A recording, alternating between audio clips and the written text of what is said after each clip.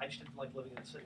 And so we actually bought our first house in Larkspur and lived in Madrone Canyon for a couple of years. Oh, and then, awesome. and then discovered Tiburon a long time ago. Easy to discover, yes. I love Indeed. Tiburon. Yeah, I haven't lived south of San Rafael. I grew up in San Anselmo, Right. Fairfax, moved to San Rafael, then bought, they were building new homes in the late 90s in Yes. Novato, bought one up in Hamilton, and then we just kind of moved around Yes. Novato. And where are you from originally? New York. New York. Yeah. What part? Long Island. It's Long Island. Long Island. Long Island. How long you been out here? Oh, forever. I moved up to the Bay Area in 2001 on my Okay. own. But yeah. But I've been in California since. Your email question is, Wow, I'm trying to buy okay. a house, my Came out to turned be a it rock down, star. I talked to a hard man. Yes. He said, "Put it on because I'm planning on Wow. buying a house." Yes. Perfect. You know your email question, if I'm looking to purchase condo, but agent is Yep. unwarrantable. Good. All All right. right. We should do, we have easily enough for 2 segments with Jason. Yeah. That's, Test one. Yes. Okay, so we're gonna, okay? Yeah. Yeah, Fine. perfect, okay. did you get a chance to look over any of that stuff for No, Jason? you got it. Just don't spill it. I won't. Yeah. Just don't spill it on that. Right? Exactly, What? exactly, yeah. That's all right. I mean, Edward and I can take a lead. You can, Okay. you can pop on in. Okay. You guys ready? Yep. All right. And away, let's see, I did start that, didn't I? I think I did. I mean, kids. Can't tell. It's rolling, okay. Can't see that far. Double check it. Started it. Yes, it's rolling. All right. So how do you want to start? Well, I'm going to introduce Jason, and I'll jump in. Yeah. So I enjoyed getting to know him vicariously today. okay, all right, let's do it. Welcome. You're listening to The Best of Investing on Talk 910. I'm your host, Edward Brown, and I'm proud to have as my co-host Mark Hanf of Pacific Private Money, one of California's fastest growing mortgage investment firms, and Rob Spinoza of RPM Mortgage. Our phone number is 888-912-1190. Use that number to answer the trivia questions for 3 vacations given away during this show. The vacations are not sponsored by the radio station, but by Lighthouse Resort and Marina, located about 1 hour northeast of San Francisco. Those vacations are free, but their request is a $100 cleaning fee to cover the housekeeping expenses. Today's trivia theme is interesting laws. All right? Okay. Our website is bestofinvesting.com. Check us out on television, Comcast Channel 26 and AT&T Channel 99, Saturdays at noon and Sundays at 6 p.m. Now, today's special guest is motivational speaker and get that, New York Times best-selling author, Jason Jennings. Jason, welcome to The Best of Investing. It's great to be with you guys. So I've had the pleasure this week of getting to know and learn about Jason Jennings and the work that he does with companies and small businesses by watching some videos on his website and checking out his podcasts, which were fabulous. And but before we get into that, a couple of weeks back, Jason, you were named the #6 global leadership guru for the 2nd year in a row. That is really cool. Tell us about that. Well, I'm not a particular fan of popularity contests generally. However, I'll back you up on that one. however, there is this group in Malaysia, a research company in Malaysia and England, and once a year they survey 22,000 educators, academics, business leaders, and ask the question, who are the leadership gurus out there? Who's influencing you right now? And then they take the top 60, and then people have an opportunity to vote on them. But now here's what I like about it. You can only vote once from an IP address. So you can't have your friends, you can't say to your friends, vote for me 10 times. Yeah, load the You know what? I tried it, and nobody would vote for me. No. And so listen, believe me, it's not about ego, but what it is, without question, is when somebody says you're the #6 leadership guru in the world, and 22,000 educators and academics and highly accomplished people have said that, what it does is it validates your work. Right, that's time by accident. Yeah. So I was amazed to read that in your bio that you've got an incredibly busy speaking schedule, doing 60 to 80 events a year. Are you doing the same speech, or how does that work? No. So the research for all of my books has encompassed us studying about 220,000 companies. We've done financial profiles Wow. of 220,000 companies. Out of that, we've built dossiers and files on about 55,000, interviewed about 14,000 CEOs and highly accomplished entrepreneurs, generated about 800,000 pages in interview transcripts, and out of all of that work, we've only made about 32 discoveries for the 8 books. So if you can imagine, in my study at home in Tiburon, in the bookcase, I've got 32 discoveries. And so every speech has got to be a different speech. Sometimes the jokes and stories can stay the same, but you have to find out what the company is trying to achieve, where they're trying to go, what they're trying to accomplish. And then a typical speech is composed of about 5 key discoveries or 5 key elements. So now, believe me, it's not the same speech over and over again. I watched snippets of one of your speeches, and this one was about growth, and it really resonated with me because I have a small business, but I've got 10 employees, most of which I've just hired in the last few years, and I'm planning on hiring more. And in my line of work, the private money mortgage business, most people don't scale. They don't grow out of maybe a couple of companies. And I've had many people ask me, like, Mark, why are you growing? Why are you putting it all out there? And I've struggled to answer that. I know I have a calling and a compulsion, to grow my business. What are you supposed to do? Turn down business? I Well, mean, you can only handle so Well, much. you hear people say, we're growing as big as we can really handle, and I see guys in my business say that all the time. It's like, I got enough business right now, and that's it. And guess what? They are ultimately going to become irrelevant. Here's why. During the research for the book, for my last book, I came across a fabulous man. His name is Mike Long. He's the chairman and CEO of Arrow Electronics. He's taken the company to a $25 billion company. And he's a big 6'6", 280-pound guy, played football in the Midwest. And like most big guys, he's a pussycat once you get to know him. But all he ever talks about is growth, growth, growth, growth. We have to grow. Yeah. One day, I said, Mike, during the process of interviewing him, I said, are you ever going to slow down on this growth thing? And he said, I can't. And I looked at him and I said, is that because your shareholder is so greedy? And he looked at me and he said, shareholder? He said, what are you talking about? He said, people who grow for the shareholder first do stupid things. They'll shut down factories, they'll lay off people, they'll slash product offerings. He said, let me tell you something, Jason. He said, I've got 18,000 people that work here. And he said, I can make you 2 promises about every one of them. One, everybody wants a raise.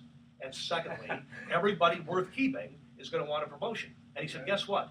If we're not growing, you can't do that. There's no money to go around, there's no promotions unless somebody dies or gets tossed under the car. And he said, look, we grow for the benefit of our people. He said, and then he said something incredibly profound.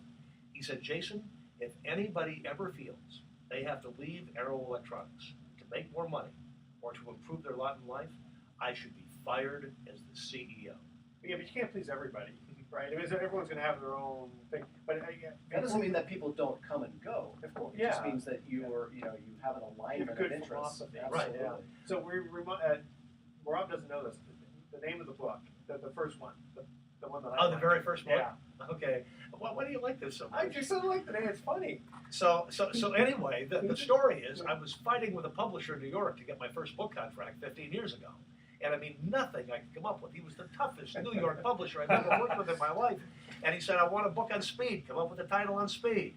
And so I'm sitting there one night at a hotel in New York, and I thought, okay, it's not the big that eat the small, it's the fast that eat the slow. And I walked into his office the next day, and I said, this is it. He said, you got your first book contract. There you go. all it takes is just coming up with a good title, and you get a book. Well, yeah, but then you got to deliver the book. Oh, yeah, that's right. There's the other side of it. Yeah. So, Jason, hundreds of companies you've interviewed and people who run them. In your estimation, what are the biggest challenges facing business today?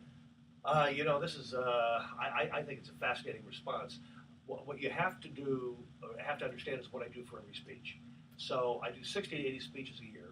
Here are the requirements. One, you pay me. But secondly, I need 90 minutes with the CEO. I need to figure out where the company's going, what they're trying to achieve, what they're trying to accomplish. But then I interview 12 other people who are going to be in the audience, senior executives. Those are 15 to 20-minute phone calls. Yesterday, I just completed about 20 of these calls for a couple of upcoming speeches. And I find out about what they do, about the company, and then I ask them what keeps you awake at night. And let me tell you what's keeping people awake at night today. Nobody is telling me, oh my God, it's the competition. Nobody's telling me it's the economy. Nobody is telling me it's their prices are being commoditized. It's Donald Trump. That's what's keeping them up. No, let me tell you. In fact, I'm sorry. Go ahead. No, let me tell you what's keeping them awake at night. They all say, we are struggling to attract, to keep, engage, and grow the right people. Yes, absolutely. And agree I with hear that. this in every single conversation I have.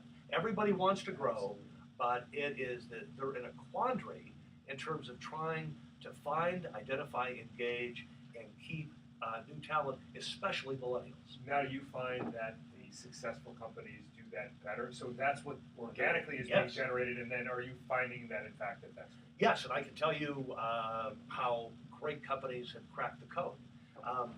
Please do. Okay. I need to know this. All right, very he, quick. he knows the answer to this. I didn't do. just I know. got it. I got it. You know what, tell the story, and then we can cut to a break. Okay, all right. So there's a company in New York, Henry Schein. Not sure if you've heard of it. It's an $11 billion distributor. They distribute stuff to doctors' offices, dental offices, and veterinary practices. They leave the competition in the dust. They're in business in 100 countries around the world. And if you sit down with Stan Bergman, their CEO, and you say, what's the magic that allows you to attract millennials, have them lined up around the block, and achieve the highest employee engagement scores? And he said, it's very simple. He said, I grew up in South Africa. He said, my father was a doctor. White people did a wonderful job of hiding the horrors of apartheid from other white people. He said, my father wanted me to see it. He said, from the age of 7, I said, I will exist to end social injustice. And I said, well, what's that got to do with your company? He said, we exist to end social injustice. And then he peeled off and laid out the programs that they conduct, like a program in America called Smiles for Kids. There were 8 million kids in America have never seen a dentist because of money. He said, how hard could it be for us to go to our suppliers and have them make us a few million dental kits for free, go to our dentists and say, work a Saturday and Sunday once a month for free. We put a few $1 million in to rent the coliseums, and all of a sudden, I mean, we're providing dental care for a few million kids. He said, it's programs like this. He said, young millennials are looking for purpose. They are. I hear that. I do actually hear that a lot. And that's what I read Yeah. about. That's what the last book was about. The About the 80s need was for about, purpose. me and my money, my Me is pocketbook. Yeah, no, they want social purpose. Okay, so hold on. We're going to cut to a first commercial break here. Before we do, got to make a quick mention. Hey, Led Zeppelin is playing tonight. Well, it's Led Zeppelin tribute band that's playing at the Lesher Theater. Check them out. And we're there. We are there. Mark and I are. Mark.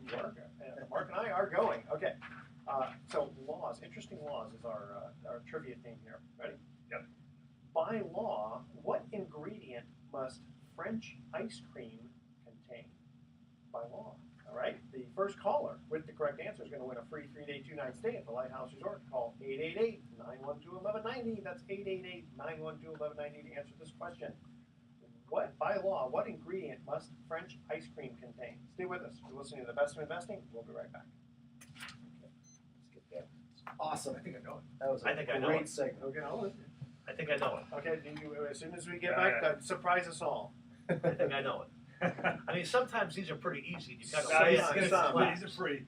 Sometimes there was a time I was making them so hard that I realized, you know what? Call Because I it. don't want to embarrass anybody on that. I don't know the answer. Well, I got 2 out of 3 last week. Yes, you No did. coaching. You were doing So work. in All the right. next segment, Jason, I did read a quote of yours that I really liked. And I wanted to maybe, Yep. It's dovetails on what you just finished saying. Good. It's not what you do, it's why you do it. Exactly. So let's get, Okay. so can we get into that a little That's bit? Why fine. That's fine. It's kind of an organic type of. Yep. Yep. This is good. All right. French ice cream must have. French vanilla. Or You hear that from me? Cream or French vanilla or vanilla bean. Maybe it's not vanilla beans. Oh no. You just said French ice cream, not French vanilla ice Yeah, cream. French ice I just said Just French French ice cream. Okay. Okay, ready? Yep. And all right.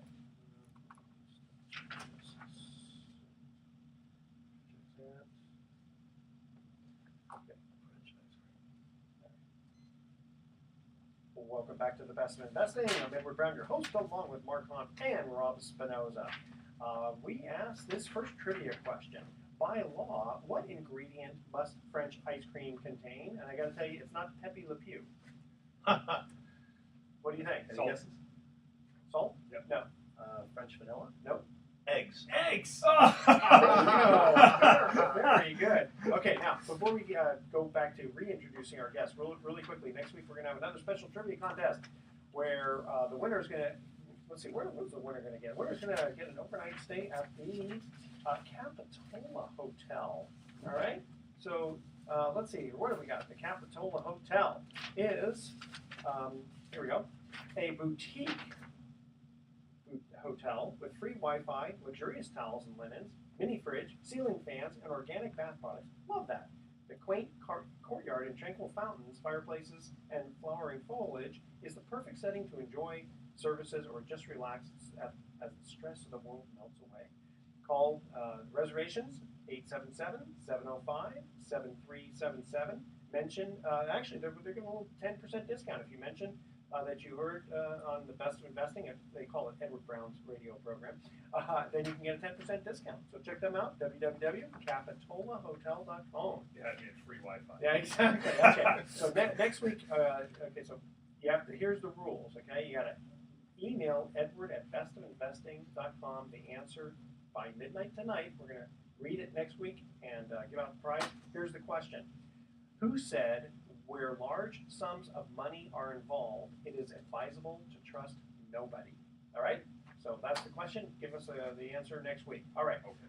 We have in the studio famous, multiple New York Times best-selling author Jason Jennings. And Mark, you want to ask him a question? Yeah, we ended the last segment talking about how to attract millennials and the best employees. And I thought about a quote of yours that I saw in or heard in one of your podcasts.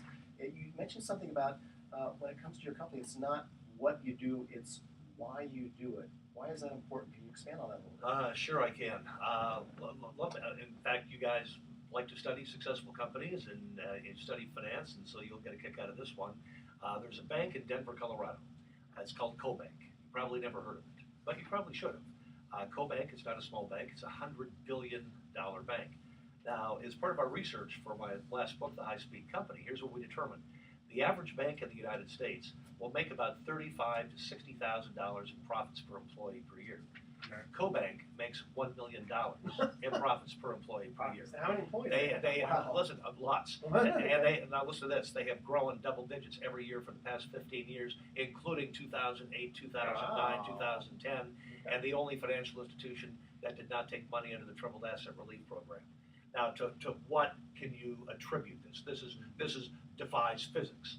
As I'm sitting down with Bob Engel, their CEO, I said, how have you managed to pull this off? And he said, 4 simple words. And I said, what are the 4 simple words? For you see, you can't go and cash a check at CoBank. You can't open an account there. If you're a farmer, if you're a rancher, if you're a rural cooperative, a water cooperative, a telephone cooperative, as Bob Engel says, we serve rural America.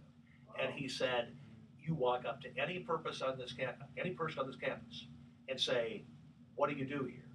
He said, they will not tell you, oh, I'm in HR, I'm in loan underwriting. He said, that's secondary. They will look you square in the eye and say, what do I do here? I serve rural America. Imagine in any human organization, if you could get the population of that organization sharing this incredible sense of purpose. And it was Bob Engel during that conversation who said, and listen to these profound words, he said, you know, if you give people the why, they will give you the how. And so it all comes down at the end of the day to having that sense of purpose. That's the biggest takeaway that I could give anybody in business. And it's got to be a purpose built around doing something good. Yeah.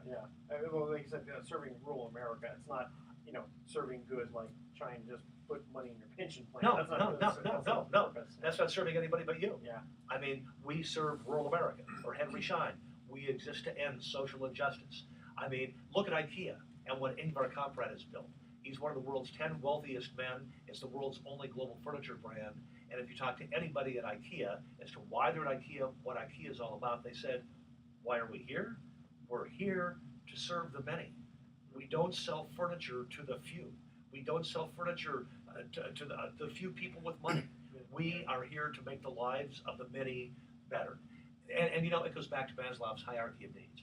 Once you've taken care of the food, clothing, and shelter thing, what's everybody looking for? They're looking for purpose in their life. Well, it's interesting you mentioned that because in mid-May, I'm going to be involved with this organization called Feed My Starving Children. Like, what kind of name is that, right? Well, I checked into them because over at Valley Baptist in San Rafael, we're having an event. We're going to feed 100,000 starving children in the Philippines. And this organization, for 22 cents a meal, the meal feeds for the whole day. And they can do that by shipping the stuff to Valley. The gym is going to go there.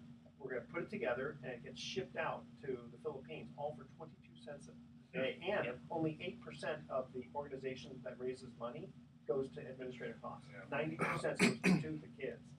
So I go, that's an organization I can get behind. Yeah, when you've got people sharing a purpose, they can accomplish the impossible. Exactly. So Jason, you've also talked about this concept of intentionality. And so when it comes to things like the importance of growth in a company, I heard you say it's not enough to just want to grow, but you need to be intentional. Can you talk a little more about that? I can, and it sounds like such a new age kumbaya kind of word, That's all and I apologize for that in advance. However, one of the big observations we've made in screening these 220,000 companies for our 8 books is they act with intentionality. So if they say, we want to grow, they become intentional about growth. If they say, we want to be more innovative, they become more innovative about growth. And let me give you an example of how most organizations are not intentional. I was conducting a speech and workshop on innovation for a group of about 500 bankers, bank CEOs. And I said, how many of you want your banks to be more innovative? Every hand in the room went up. I said, okay, how many of your banks have retreats once a quarter or something like that? All the hands went up. I said, how many of you print an agenda? All the hands went up. I said, how many of you have innovation on the agenda? All the hands went up. And I said, and where is innovation? Well, it's like the last item. And then I asked them the killer question. How many of you complete the agenda for the meeting? And nobody completes the agenda for the meeting.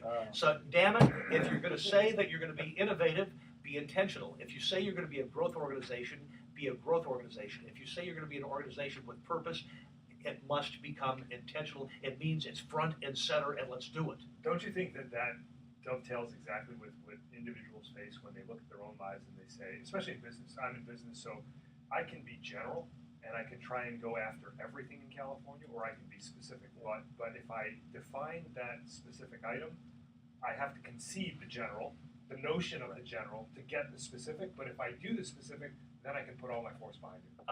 You can. And just as an aside, I think that everything we're talking about here today, they're not only business skills, but they really are they're life skills. I just did this event for the American Bankers Association. They had 500 bankers over here, and they had 500 husbands, wives, spouses, and partners over here. And I got a 4.9 evaluation from the bankers and a 5 evaluation from the spouses and partners. Because guess what? I mean, you can take this stuff, and it's as applicable to the church council that you're serving on, or the little league team you're coaching, or whatever good you're trying to do. Well, I think that when businesses work best, that's exactly what you touched on before. It's because they're resonating with people in their own individual lives. You're not gonna invest yourself wholeheartedly in your business if it doesn't speak to you as a person. Right. I mean, that's what I've recognized. The company I'm aligned with and other colleagues, they say the same thing. Yep. You don't feel that, you're not going to dedicate yourself that way. You guys are fun. We are fun. No, you really are. We're so much fun. We're going to go to a commercial break. I mean, there's like a bunch of guys sitting around a bar having a drink. But I know there is no bar. And I know there is. And I know there is no drink. But it's a lot of He's fun. been listening to our show. Yeah. I knew we had a listener out there. Okay, we're going to cut to our next commercial break. Before we do, I want to make a last mention here for Adventure Connection. They do whitewater wine rafting trips. Of course, you don't drink the wine while you're going down the river. Do you get a ticket for that? You probably There can. might be a law Yeah. coming up. No, Yeah. exactly. So what they do is one day of chauffeured wine tasting, followed by a day of whitewater rafting. But wait, I the hope they rafting do is it after that wine? That's right. Yeah, That's where wow. you get your You get first. You wear Wow. 2 helmets or one? Yeah, that's a very good point. Okay. So you get 11 miles of chili bar run and all these other great rapids. Check them out. Adventure Connection at raftcalifornia.com or call 800-556-6060 for more details. Find out about that wine and whitewater rafting. Okay. Here's our second trivia question. Let's see if Jason knows this one too. Talking about interesting laws. In Massachusetts, what is it against the law for bars to offer? Excuse me. All right. So in Massachusetts, what is it against the law for bars to offer? All right. The first caller with the correct answer wins a free 3-day 2-night stay at the Lighthouse Resort. Stay with us. You're listening to the best of investing. We're going to be right back with some more fun. I think I know. I think I know this. You got the edge, though. You're going into it with all the momentum. That's right. Good stuff, Jason. So where do you work out? Because RPM mortgage. no, where do you work out? Oh, where do I work out? I didn't know I work out. You don't work out? No, I do. Of course you do. Yeah, I was an Ironman triathlete for 10 plus years. Oh, you were? Yeah. So now I have 3 little sons, so I do Yes. a lot less. But I still train every day. Okay. Yeah. Which gym? I don't. You don't go to the gym? Mostly outside. Okay. Yeah. I do the playground. You run in the hills? Yeah. Wow. Where get it where you can. What about you? Bay Club. Okay. Bay Club in Corte Madera. 6 days a week for the past, how many years have they been open? 15? Since 91. But actually, we knew each other before because I went to a Bank of Marin event and Jason was the speaker there. I got to get to, so we kind of knew each other. But And that was for my very first book. Has your path crossed with Jack Canfield? No. Okay. No. We just Is he the chicken soup? chicken soup for the soul. You know what? Oh, yeah. Our paths Good. have crossed twice on airplanes. Okay. Yes, they have crossed twice Yeah. on airplanes where we're sitting next to one another. We just had our Yes. sales rally in January, and he spoke there. Yes. I have to introduce you to our CEO. Yeah, that'd be great. Okay, guys ready? Yeah. All right. You going into email time? Yeah. Okay. Here we go. Well, welcome back to the Best of Investing. I'm Edward Brown, your host, along with Mark Hahn and Rob Spinoza. Thank you very much, Jason. Stay with us. You have fun with us in the studio. This is great. This is A lot great. of fun. Okay, let's see if you answer the second trivia question. In Massachusetts, what is it against the law for bars to offer? Anybody? I don't know. I would guess food. No. Tea. No. No. It's in Massachusetts. I mean, you're kind of close. Happy hours. You're not allowed to have happy hours in Massachusetts. What? Well, happy hours have got food, don't they? Well, true. Okay, we'll give you half. All right. for that. Okay. All right. Okay, so Mark, we have an email for you, and then I'm going to ask you this question because on Saturday I happened to stop in a bank, talk to a banker, and I've never heard this situation before. Okay, spring that one on you. Okay, we have an email that we received from a listener, and this is for Mark, and then we'll get into why Mark is going to answer this question. It says, I'm trying to buy a house. My bank turned me down. I talked to a hard money lender, but he said he couldn't help me because I was planning on living in the house. Why? I thought it was why hard money lenders existed, to help people who couldn't get a bank loan. Well, and in fact, that's exactly why hard money lenders used to exist before all of the new Dodd-Frank regulations. So my company is Pacific Private Money. We're based here in the Bay Area. We're a private money lender, also called hard money, but we kind of prefer the new, softer, gentler term now, private money loan originator and loan broker. We call it private money loans because the capital we use to make our real estate loans come from private individuals who like to invest in mortgage and mortgage-backed securities for the high yield they return. And the business model for most companies like ours today is to make short-term loans to people who have either a need for speed or they can't get the loan from the bank.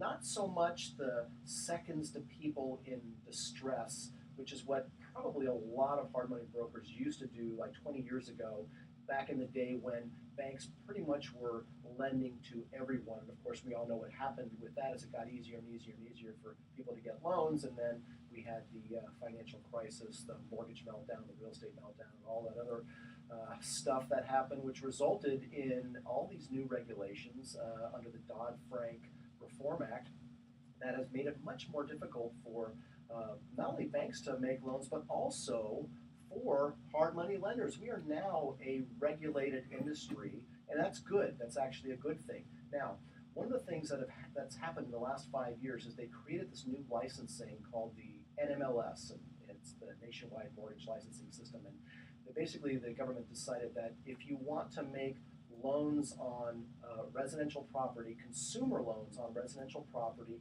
we want you to get additional licensing. And that additional licensing requires you to learn about all of the predatory lending practices that are now no-nos and all that stuff. And so in order to make a loan on a primary residence, aka a consumer loan, you not only need to have this additional licensing, but you also have to do new types of disclosures, new types of underwriting.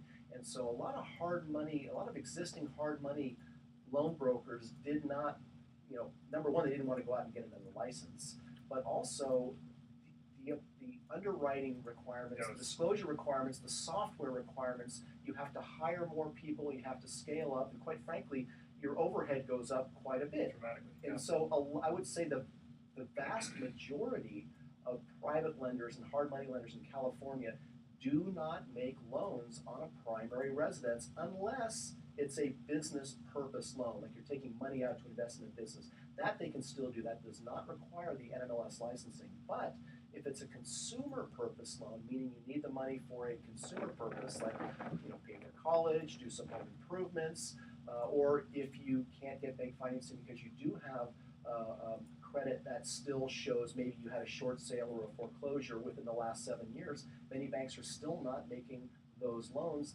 Now you go to a private lender and you pay a little bit of a premium, but that's the reason why. It's the additional licensing. So at Pacific Private Money, we have the licensing and the disclosures and the underwriting behind us to know how to make those loans. And we have investors who like investing in those types of loans. So if you or anyone is in need of fast financing or some type of bridge financing, sometimes they call it, to help you purchase a loan. For example, a loan we do a lot is for people who don't want to sell their existing home before they buy their next home. Maybe they're moving up or they're moving down, and they find when they go to their mortgage broker, because of the new regulations, they don't qualify to have two loans at the same time.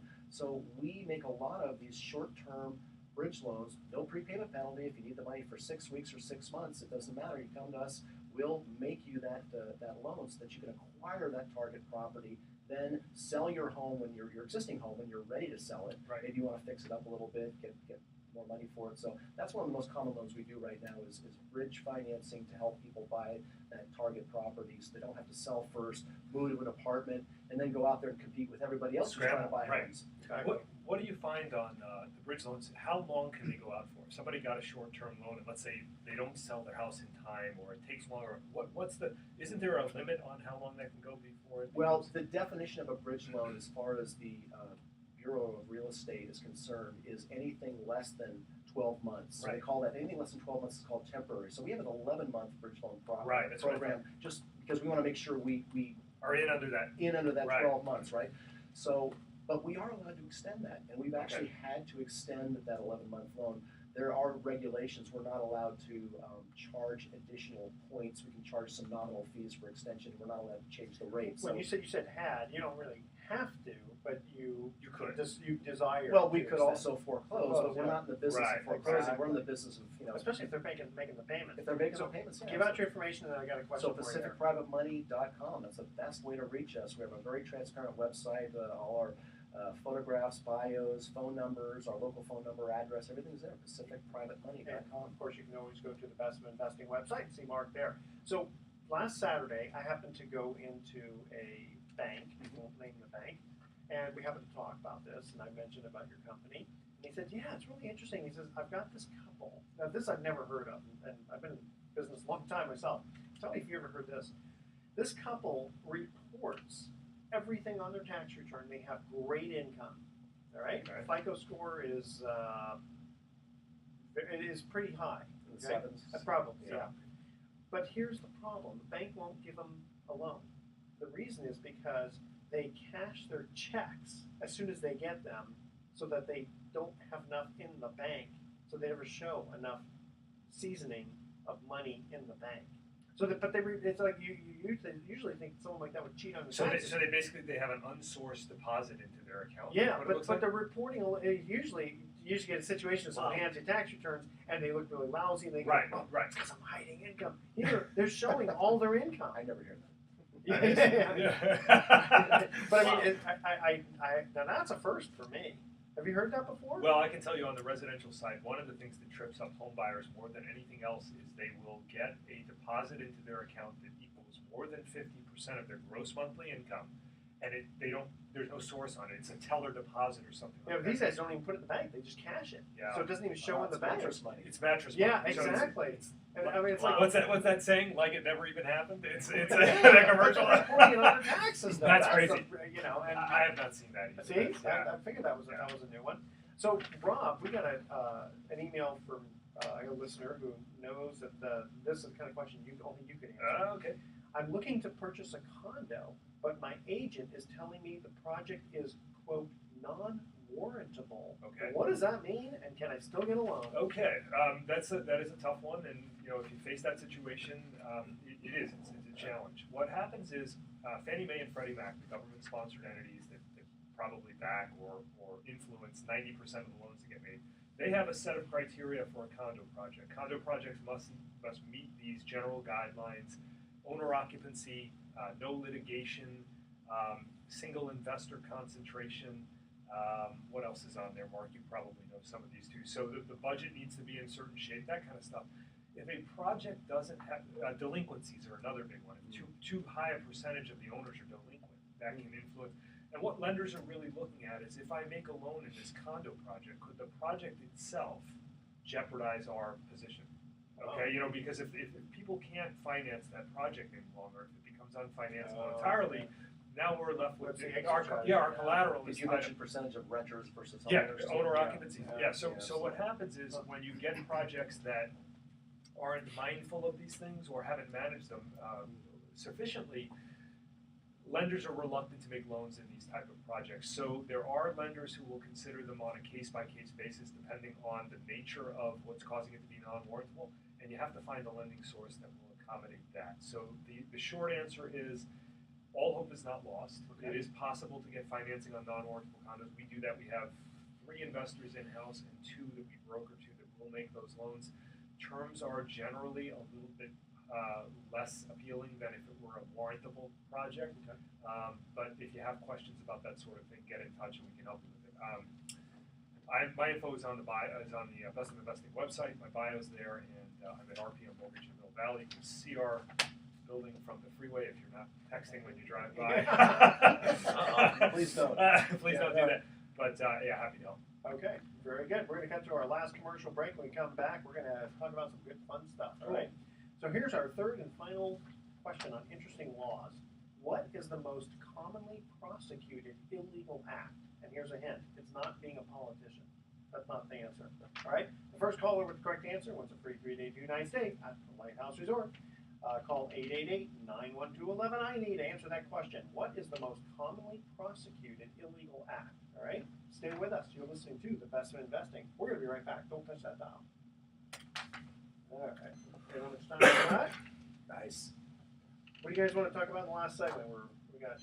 Oh, I would like to ask. Do you have any deal of the week? I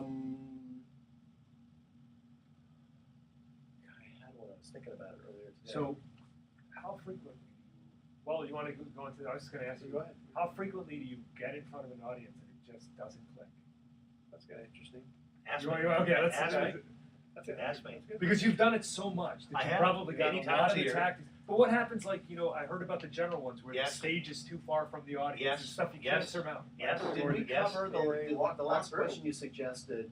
What is the single most important piece of business advice you can offer? Okay, yeah, let's do Do you, that. do do that. you think you covered that? Because that question's a great question. I Okay. think I kind of covered that, but I mean, we could hit it again, but Okay. we can do Perfect. this All right. one, whatever you guys want to Okay, do. good.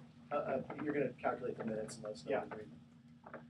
Sometimes we got to put the short fourth segment. I understand. Because we don't have hard breaks, which is Yeah, nice. you guys actually do have fun doing this, don't you? Yeah, oh yeah. That's a lot of fun. 10 minutes and 9 seconds.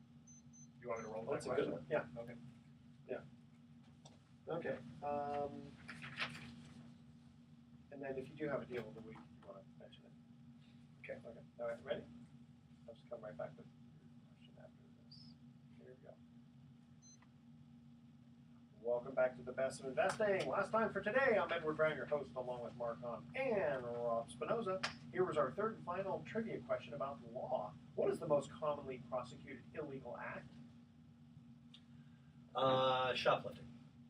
No, but Well, that's a good that's a guess. good one, though. That's I'm right. not going to call this a trick question, but speeding.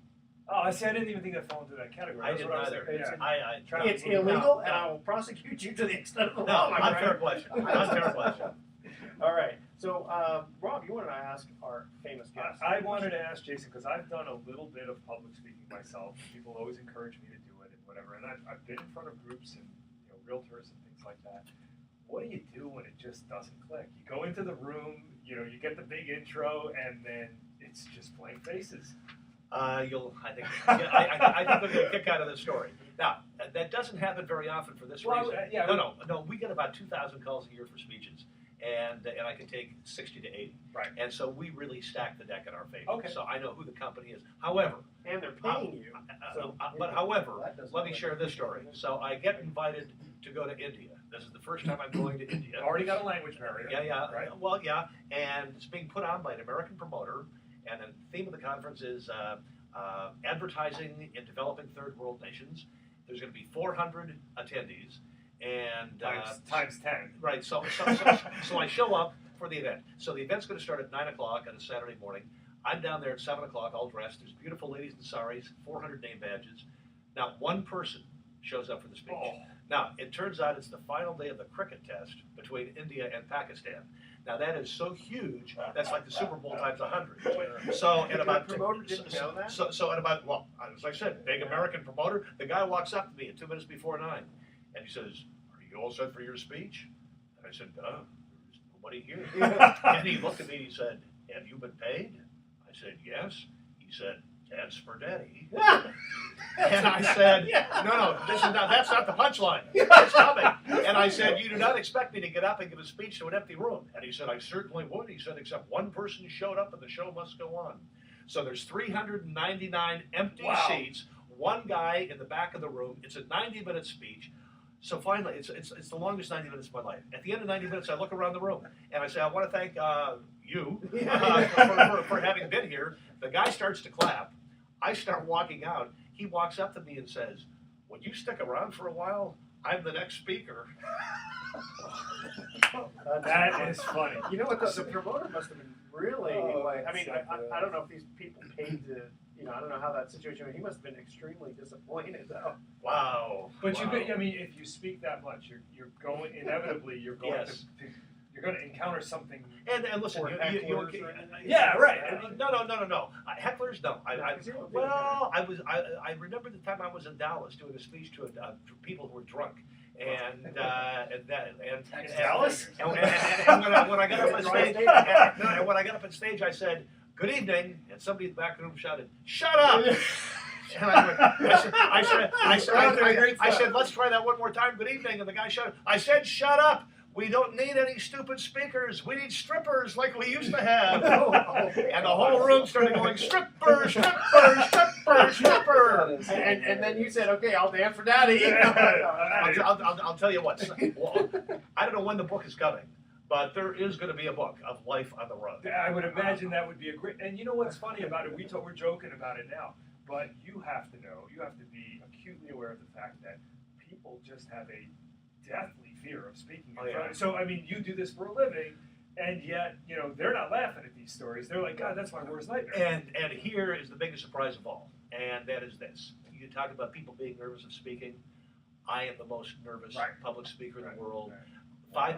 5 minutes before a speech, if somebody would ever say, "Do you want to leave?" I'd say, "No, let's go." Yeah. However, while I'm being introduced, I'm going, first of all, I'm going to give it up to somebody bigger than me. And what I remember is that my favorite teachers and professors were great storytellers.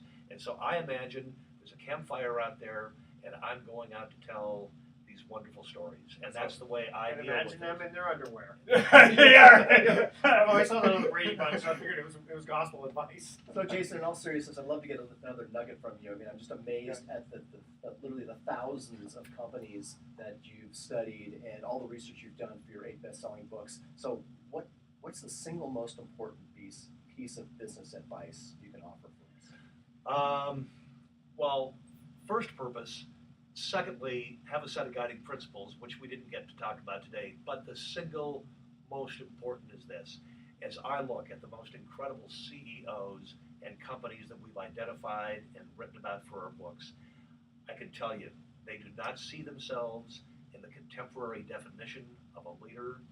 They see themselves as stewards. They see themselves as stewards of 5 constituencies.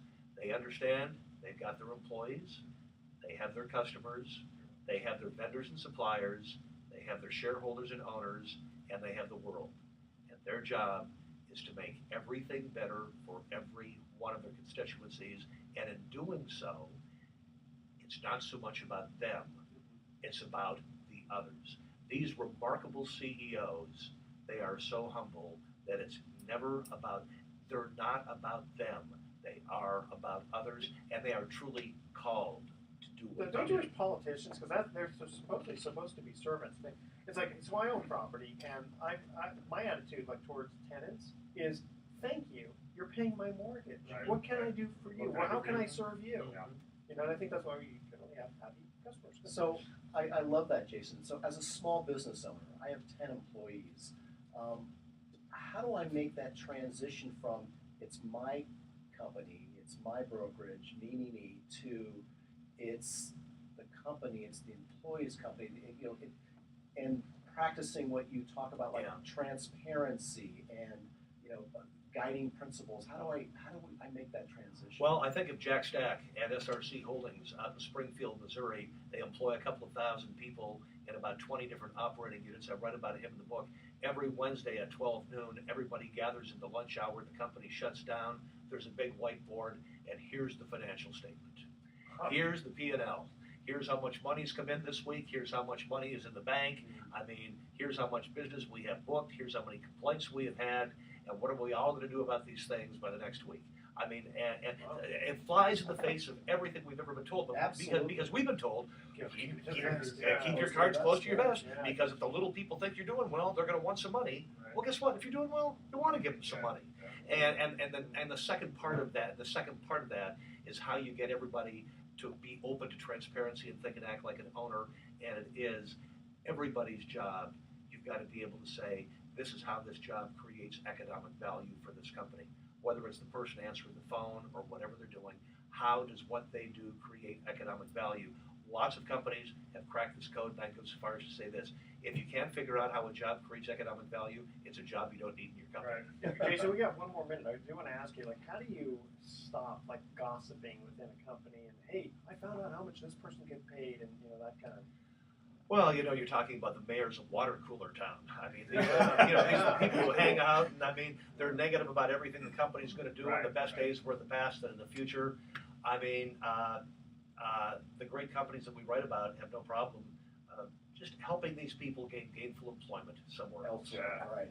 Gotcha. They're counseled out of the organization. You're either on board the program, you're either on board the purpose, and you really want to be a participant, and you want to be in the journey, or you don't. It kind of goes to that Kennedy thing, it's ask not. It's you got to be on board to provide that first. It's not a something for nothing proposition. Gotcha. Yeah. Jason, give out your website so if other people Oh, like yourself okay. can Great go stuff. study your, Okay. go watch some videos All right, and some great. podcasts. Great. So it's Jason what is it?